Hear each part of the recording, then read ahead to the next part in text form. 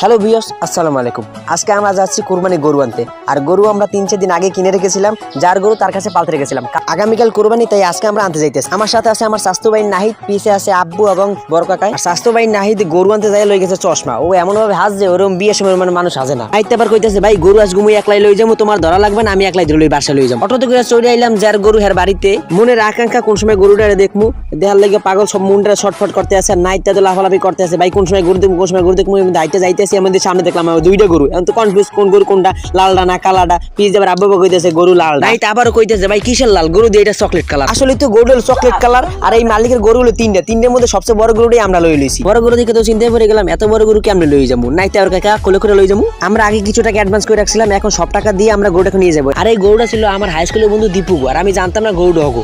বন্ধু আবার গোয়ালতন গরু বাইর করে আমাকে রাস্তায় উড়ে দিতেছে। গরু রাস্তায় উড়ে দিয়ে বন্ধু আমার হাতের রশিটা উড়াই দিছে। গরু লইয়া বাসার দিকে যাইতে আসি, আর মুই তো ডরাইছি গরুর সামনে। রশি মোর হাতে দেওয়া, আর কোন সময় না মোর দিকে লাভ দিয়ে আইয়ে পরে গরুটা আর রাস্তায় ভালোই হাইটে আইছে। আর মুখ বাড়ির সামনে আইসে পরে আর হাঁটতে চায় না, দাঁড়াই রয়েছে যেমন খিসকে দাঁড়াই রয়েছে। টানাটানি করতে আবার আড়াড়ি করে না। আব্বু তো পিস দিয়ে গুতোগুতি করতে আসে, গরু তো আবার লড়ে সরেই না। অবশেষে গরুটারে বাড়ি লই আইছি। আমগো বাড়ি আবার লোক বেশি, এলে গরু আগে 2টা আনা হয়েছে, এটা লই 3টা। মাশাআল্লাহ সব গরুগুলোই ভালো হয়েছে। আর এই গরুটা আমাকে গরুটা পাশে আর পর দিকে আমগো সবচেয়ে বড় গরু। আর আমগো এই গরুটা ছিল শান্তশিষ্ট। আমি পাশে যাওয়ার পরে আমাদের গলাটা জাগাই দিল, আমি গলাটা চুলকাই দিলাম। মেনে তো আমার গরুটা ছিল ফ্রেন্ডলিরা।